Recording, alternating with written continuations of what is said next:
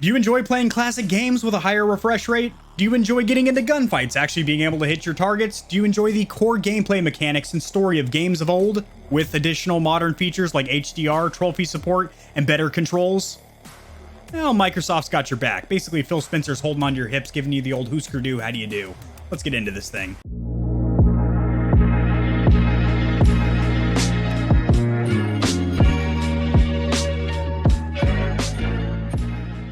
Alrighty guys, jumping right into this video. If you are new to the channel, just to get something out of the way real quick, so I'm not called a fanboy or anything like that, I do own a PlayStation 5 disc version, I do own a Xbox Series S, and a PC with a 3080. That is not in any way a flex. I just want to let you guys know that I personally own and enjoy all three of these platforms.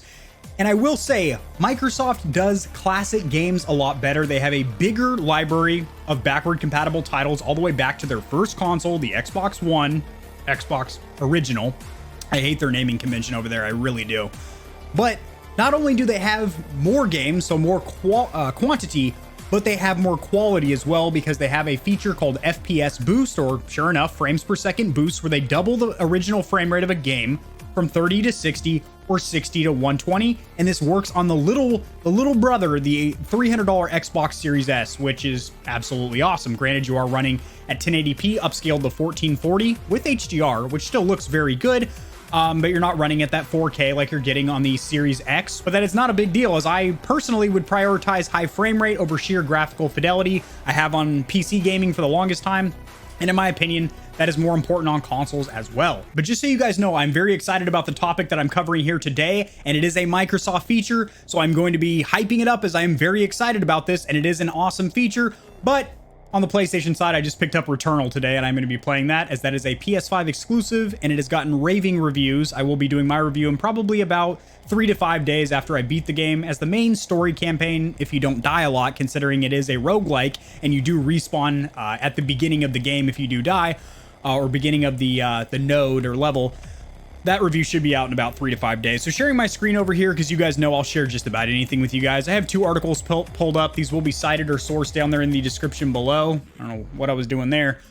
But Microsoft has added over 70 new titles with frames per second boost to the Series S and X, which is now taking the library of classic games from 23 to 94. Those are the titles that have FPS boost. They have hundreds, maybe even thousands of titles that are classics but don't have the FPS boost or HDR support. They're also adding additional trophy support and things like new controller configurations and settings that you didn't have in the original game, which is really, really cool. So some of the more notable titles here is the Assassin's Creed Ezio collection, which is awesome. In my opinion, that is still probably my favorite trilogy of the entire Assassin's Creed series. Dying Light, which I know a lot of people pretty close to me, pretty near and dear to my rear, so to speak, that do love that game, so that is great. It seems like Xbox is ready to open up the floodgates and start adding FPS Boost to more and more games. FPS Boost is a great feature that can make old games feel new again, and that is what I have to say. It is great for somebody like myself that is a retro gamer. I go all the way back to the NES,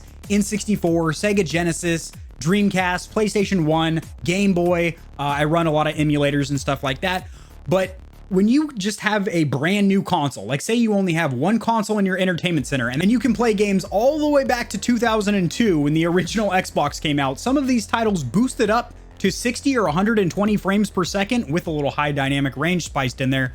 That's really cool, because you still have that nostalgic feeling, you know, that I played this when I was a kid, but now it feels more modern. That's awesome, because the stories are still good, the core gameplay mechanics are still good, but they just don't age very gracefully. And with Xbox adding features like FPS Boost and HDR, and eventually, you know, I've heard ray tracing rumored to be brought to some of these classic titles.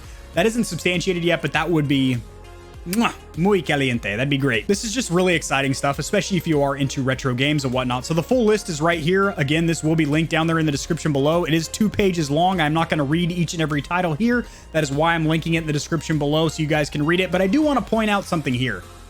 The Xbox Series S, in almost all of these games here, there are a couple of ones that are not available, but like the majority of them are the exact same frame rate that's on the $500 Series X. Now, granted, like I said, you're a upscaled 1440, not 4K. Now, keep in mind the Series X and PlayStation 5 in a lot of titles, in a lot of scenarios, under load, they are also upscaling to 4K. It's not native 4K in a lot of situations and a lot of scenes. For example, Assassin's Creed Valhalla, what it's doing is basically upscaling a smaller scale image in the background, but it does look very, very good.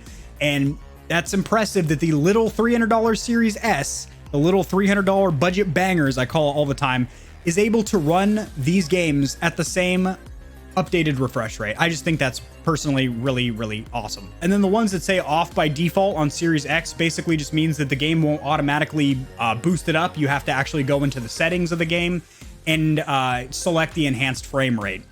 Or it'll give you an option for like sheer graphical fidelity, most pretty graphics, but you're at like 30 frames per second. Or tone down things like HDR and lighting and textures, just like we've been doing on PC for decades. And then you will get that increased frame rate. Now, me personally, I definitely prioritize high frame rate over sheer graphical fidelity. The graphics still look good at these lower settings, but you're getting a higher frame rate, which if you're playing something like a racing game or a first-person shooter is absolutely critical. But I mean, some of these games here, I mean, you got Battlefield 4 at 120 hertz. Jesus, jeepers, jippers. Turn that music down a little bit. Hopefully it wasn't overpowering Daddy's voice. Fallout 4, Far Cry 4, Far Cry 5, Far Cry Primal, basically all the Far Cries, Gears of War 4. Now, Halo Master Chief Collection is not on that list, but that, to my knowledge, from, well, as soon as I bought my Series S, which was like 4.5 months ago, that was already boosted to 120 frames per second, even on the Series S. That was the first thing I did with my Series S, was play through the entire Halo Master Chief Collection, new HDR TV when I got the Series S, and it was delectable. I mean, but over here, you got Elder Scrolls Skyrim Special Edition. That's the one with all the DLC. Like, a lot of these games will keep you busy for a long, long time. And guess what? Majority of these are with all the add-ons and DLC. And guess what? All these games are on Game Pass. So honestly, the best value in gaming right now to get yourself into the next generation, the 9th generation of home consoles, is to get an Xbox Series S for $300 with one extra controller, and then get yourself Game Pass Ultimate. I'm not sponsored by Xbox. I'm not sponsored by Microsoft or anything like that, but it is tremendous. It is a tremendous value, as you are able to get a massive library of games, past, present, and future. When I say future, I mean upcoming AAA titles, such as Halo Infinite, when that comes out, will be playable day one on Game Pass. So games that are first-party Microsoft studios, which you have to keep in mind, are several studios now. They just acquired ZeniMax Media Group, which has Bethesda and 8 other studios. So they have some solid studios backing them up, making first-party titles now. So there are going to be some really good Microsoft exclusives in the near future. I call them Microsoft exclusives because they're not Xbox exclusives, as they are in the ecosystem, where they will play on Windows 10 PCs as well, which I don't necessarily see as a bad thing, because if you have Game Pass Ultimate, you play the games on PC, save your progress, go into the living room or the bedroom where you have your Series X or S, or Xbox One, that has Game Pass as well, and you're able to pick up your progress there with the same, your save games backed up to the cloud, your trophies, all that stuff. So just really cool. This is super exciting stuff. And I have to say, in my opinion, this is probably one of the coolest features that the Series S and X has, is FPS Boost, because these are games that are still good. And a lot of these I never got around to playing, but I really wish I did. And look right here, Titanfall, 120 frames per second.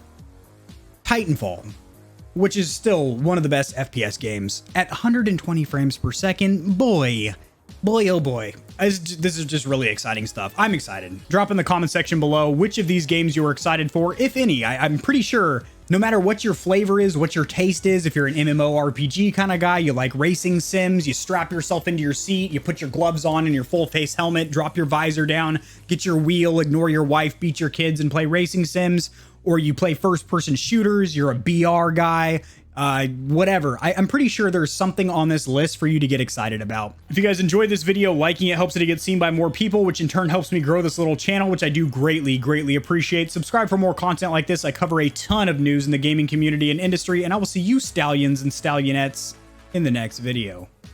Peace.